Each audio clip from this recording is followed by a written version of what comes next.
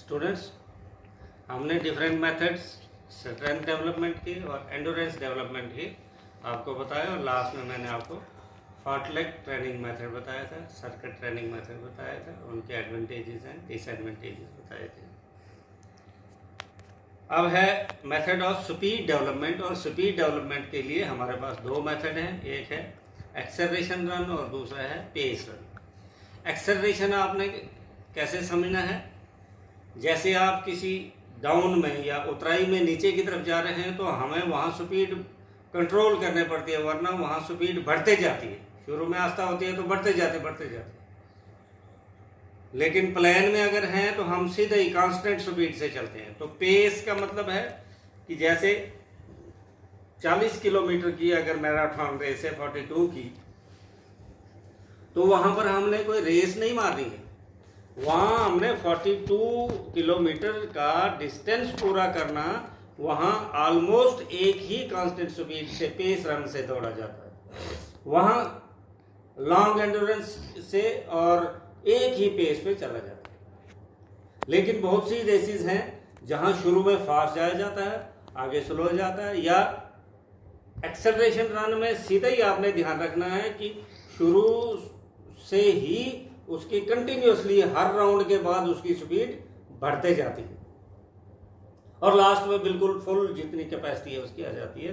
तो एक हो गया acceleration run, when the speed of the athlete continuously increases, and pace run where the speed remains constant or an athlete runs the whole distance with a constant speed. Acceleration run में कौन कौन से point mind में रखे जाते हैं? Intensity means कि आप एक मिनट में कितने स्टेपिंग कर रहे हैं, कितने आपकी स्पीड क्या है। इंटेंसिटी लो है, हाई है या मीडियम है, कितने टाइम में कर रहे हैं, 5 to 6 सेकंड में कर रहे हैं या 10 to 15 सेकंड में कर रहे हैं। डिस्टेंस कितना है, 30 to 40 मीटर्स नॉर्मली रखा जाता है। रेपिटेशन 2 to 4 टाइम, और रिकवरी पीरियड क्या होता है, इन बिटवीन इनकम्प्लीट रेस्ट होता है और लास्ट में कंप्लीट रेस्ट होता है। एडवांटेजेस क्या है एक्सेलरेशन रन के? एक्सेलरेशन रन जो है स्प्रिंटर्स के लिए बहुत अच्छा होता है। जो स्प्रिंटर्स कौन सा हो गया, 400 200 100 मीटर, ये जो रेसेस होती हैं इसमें। और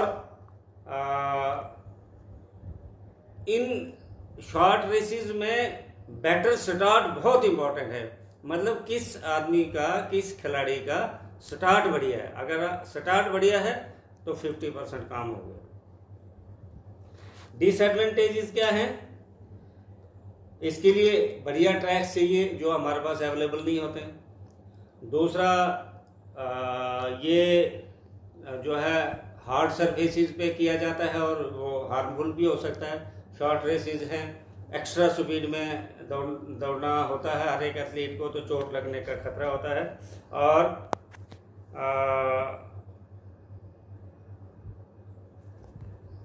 अगर किसी कोच या किसी अथॉरिटी के अंडर अगर ये रेसेस नहीं की गई तो ये हार्मफुल हो सकते हैं, चोट लग सकती है। पेस रन मैं ऑलरेडी बता दिया, इसमें भी इंटेंसिटी जो है वो स्लो रखी जाती है, ड्यूरेशन जो है वो लंबा है, डिस्टेंस भी लंबा है। रेपिटेशन अब ऐसा तो होगा नहीं कि आप 10 किलोमीटर रेस भागेंगे और फिर कहेंगे जी आज ही हम 10 किलोमीटर एक बार और भागेंगे, आज ही 10 किलोमीटर एक बार और भागेंगे, नॉट पॉसिबल। बल्कि हफ्ते में 2 बार जो है वो पॉसिबल हो सकता है लॉन्ग डिस्टेंसेस। जहां तक 100 मीटर का है, 100 मीटर को हम 5 सेकंड में या 10 सेकंड में कर देते हैं। थोड़ा 10 सेकंड रेस्ट देंगे, 1 मिनट रेस्ट देंगे, उसके बाद फिर करेंगे, फिर रेस्ट देंगे, फिर करेंगे, फिर रेस्ट देंगे, फिर यहाँ ड्यूरेशन शॉर्ट है एक्सेलरेशन रन में, और रेपिटेशन नंबर ऑफ टाइम हम कर सकते हैं। लॉन्ग रेस या पेस रन जो होती हैं इनमें रेपिटेशन जो है वो मिनिमम होते हैं, कम होते हैं।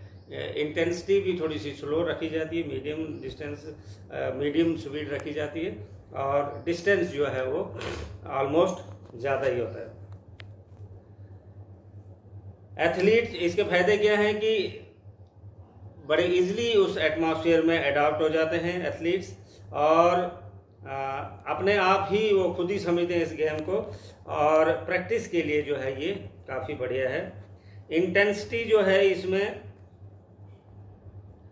काम के हिसाब से रखी जाती है, लो डेंसिटी होती है, वॉल्यूम जो है वो भी ट्रेनिंग सेशन में लो ही रखी जाती है। अब है पीरियडाइजेशन।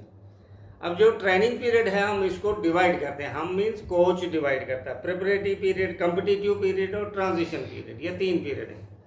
प्रिपरेटिव पीरियड हो गया जब उनको सिखाया जाता है, ट्रेनिंग दी जाती है, जैसे आप इस वक्त प्रिपरेटरी पीरियड में हैं। प्रिपरेटिव पीरियड जो है वो 1 से 2 मंथ हो सकता है, 2 से 4 मंथ हो सकता है, 4 से 6 मंथ होता है। नॉर्मली प्रिपरेटिव पीरियड जो है 3 पीरियड्स होते हैं इसके, 1 से 2 महीने, 2 से 4 महीने, 4 से 6 महीने। पहले पीरियड में जो है वो ट्रेनिंग जो है वो थोड़ी सी सख्त रखी जाती है, थोड़ा जो है प्रेशर रखा जाता है, थोड़ा सा खिलाड़ी पर दबाव भी होता है, क्योंकि उसको बेसिकली स्ट्रेंथ, एंडोरेंस सारा कुछ डेवलप करना। प्रिपरेटरी सेकंड में जो है उसको थोड़ी सी लोड बढ़ा दिया जाता है, तो इंटेंसिटी भी बढ़ा दी जाती है, रेपिटेशन जो है वो कम कर दी जाती है, तो टाइम उसको कम लगता है। प्रिपरेटरी थर्ड में क्या होता है कि इसमें कुछ कंपटीशंस कराए जाते हैं जिसमें ड्यूरेशन थोड़ा कम हो जाता है, फिर पर्टिकुलरली थोड़ा थोड़ा ही टाइम के लिए उसको बार बार वही रेपिटेशन करवाया जाता है। कॉम्पिटिटिव पीरियड जो है ये ऑलमोस्ट 5 मंथ्स का होता है। इसमें प्री कंपटीशन पीरियड 1.5 मंथ, फिर है मेन कंपटीशन पीरियड 3.5 मंथ, और कंपटीशन के बाद वाला 5 to 7 डेज जो रेस्ट दिया जाता है। Then comes transition period. Transition period जो है ये 4 से 6 वीक का होता है। ट्रांजिशन पीरियड जो है वो 4 से 6 पीरियड का होता है, और इसमें ट्रेनिंग वॉल्यूम जो है वो लो होती है और इंटेंसिटी भी लो होती है।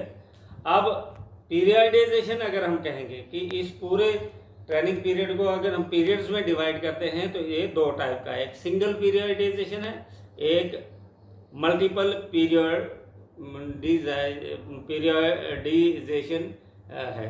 तो सिंगल में क्या होता है, जैसे एक पूरे साल को हम इसको मैक्रो साइकिल भी कहते हैं, हम पूरे साल को डिवाइड कर देते हैं कि प्रिपरेटरी पीरियड मान लो जनवरी से लेकर जून तक हम प्रिपरेटरी पीरियड रखते हैं, जुलाई से अक्टूबर तक हम कंपटीशन पीरियड रखते हैं, और नवंबर दिसंबर को हम ट्रांजिशनल पीरियड रखते हैं।